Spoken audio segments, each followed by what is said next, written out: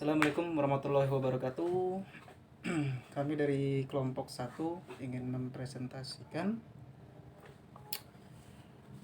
hasil analisa kami mengenai perancangan sistem informasi akuntansi yang terdapat di PT KCI Prakasa Tair di daerah Karawaci, Tangerang, Banten. Kelompok kami beranggotakan 4 mahasiswa-mahasiswi sebagai berikut, yakni ada Aldisia Simamura, Fitri Juliana, Ganang Ristiawan, dan Yati Alfia. Untuk table of content ada pendahuluan, landasan teori, hasil analisis, dan kesimpulan. Untuk yang pertama ada pendahuluan.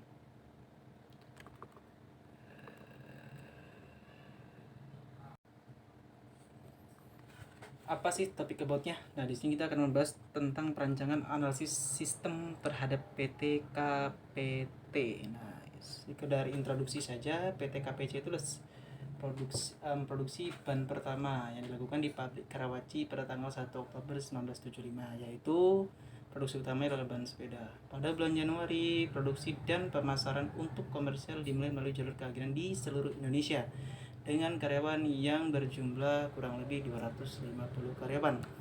Nah, ini yang di sebelah kanan adalah struktur di PT KPT.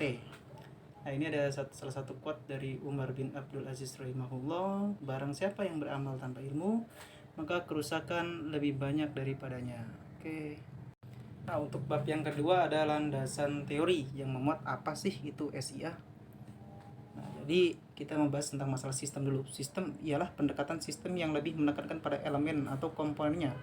Mendefinisikan sistem sebagai kumpulan dari elemen-elemen yang berinteraksi untuk mencapai suatu tujuan tertentu. Nah, ini dikemukakan oleh Jogianto. Kemudian ada apakah sih dari sistem informasi itu? Sistem informasi ialah suatu organisasi yang mempertemukan kebutuhan pengolahan transaksi harian, mendukung operasi, bersifat manajerial dan kegiatan strategi dari suatu organisasi, dan menyediakan pihak luar tertentu dengan laporan-laporan yang diperlukan. Ini dikemukakan oleh Robert A. Leach dan K. Roscoe Davis. Nah, jadi apa sih dari SIA itu?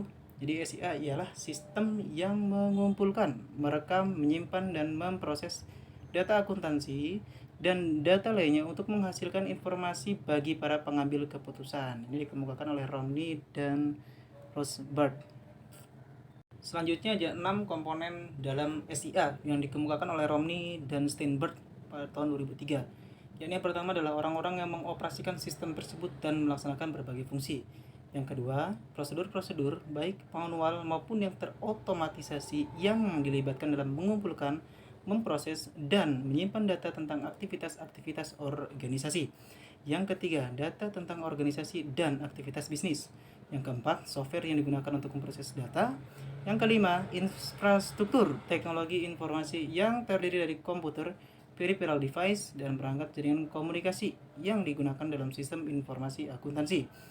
Dan yang terakhir ada pengendalian internal dan keamanan untuk mengamankan data sistem informasi akuntansi. Nah, untuk bab yang ketiga ini kita akan mempresentasikan hasil analisis dari tim yang kami bawakan.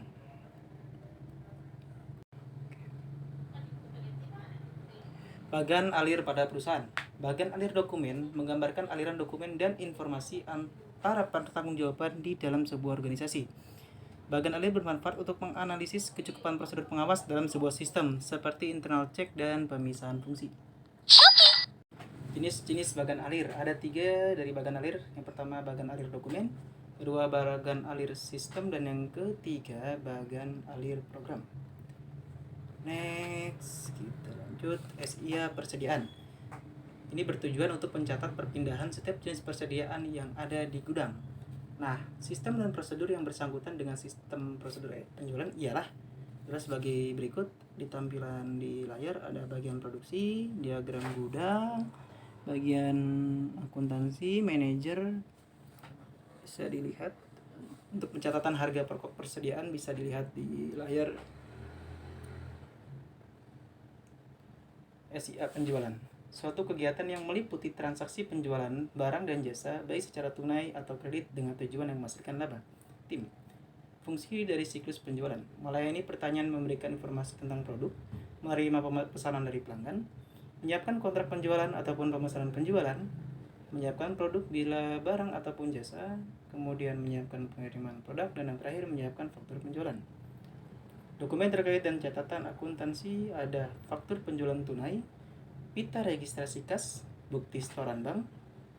Untuk contohnya masing-masing bisa dilihat di layar. Ada jurnal penjualan tunai, selanjutnya ada jurnal penerimaan kas, selanjutnya ada jurnal umum, selanjutnya ada kartu persediaan barang dan kartu gudang.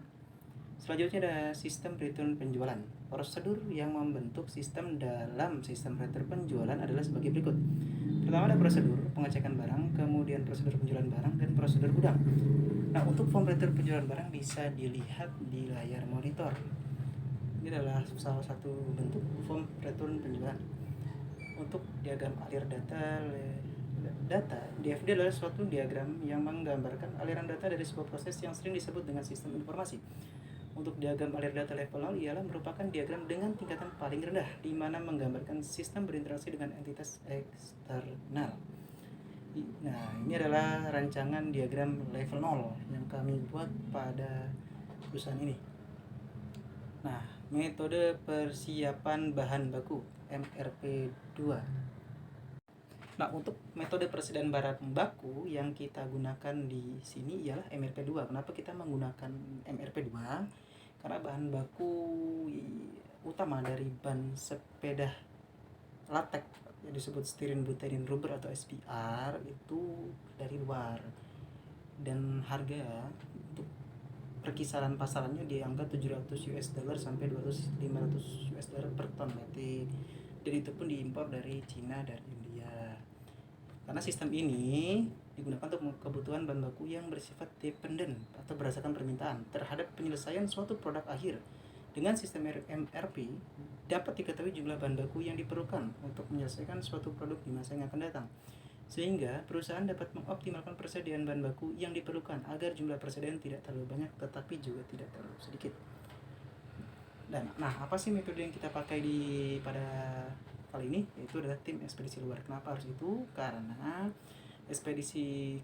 agen-agen cabang di kita tersebar di 12 provinsi di seluruh Indonesia. Dan juga ekspedisi luar sudah menganut program 3PL. Apa itu program 3PL? Ya, inilah sebuah perusahaan yang menyediakan jasa outsourcing layanan logistik kepada perusahaan atau individu untuk melakukan suatu atau lebih sebuah fungsi yang berada di dalam supply chain, manajemen terkhusus dalam urusan pengangkutan. Nah, ini adalah merupakan kerangka konseptual, Pak. Oke, selanjutnya ada kesimpulan. Nah, untuk kesimpulan yang dapat kita sampaikan di sini adalah pembagian tanggung jawab dalam organisasi pada PT Kansai Prakasa Tir masih belum sesuai. Karena di dalam struktur organisasi dalam penjualan dan penerimaan kas masih terdapat perlengkapan fungsi sehingga membuat pengendalian internal perusahaan belum sesuai dengan teori. Nah, catatan akuntansi yang digunakan penjualan dan penerimaan kas belum sesuai dikarenakan catatan akuntansi yang digunakan penjualan tunai kurang terperinci atau kurang lengkap. Hanya ada 3 yang digunakan, yaitu jurnal penjualan, jurnal penerimaan kas, dan kartu gudang. Terdapat kurangnya kelengkapan dokumen yang digunakan penjualan tunai dan penerimaan kas, yaitu dokumen penerimaan kas dari penjualan tunai yang dilakukan yaitu faktur penjualan dan bukti setor bank dan surat jalan yang menggunakan surat tanda terima barang dalam bentuk nota jalan. Saran dan masukan yang kita berikan yaitu adalah kas atau uang yang diterima dari customer seharusnya disetorkan pada hari yang sama saat kas diterima atau selambat-lambatnya pada waktu pagi hari kerja berikutnya, agar tidak terjadi penumpukan kas dan penyalahgunaan kas yang dapat merugikan perusahaan dan karyawannya. Yang kedua ialah pemisahan fungsi kas dengan fungsi finance, sehingga fungsi kas hanya menerima pembayaran dari customer dan penyetoran bank, sedangkan untuk pencatatan sebaiknya dilakukan oleh karyawan lain, bisa dengan menambah karyawan baru khusus bagi pencatatan dan pembukuan atau diserahkan ke bagian administration dan finance coordinator. Cukup sekian dari kelompok kami. Jika ada pertanyaan boleh langsung di kolom komentar. Assalamualaikum warahmatullahi wabarakatuh. Terima kasih. Sekian presentasi dari kelompok kami. Kurang lebih mohon maaf. Assalamualaikum warahmatullahi wabarakatuh.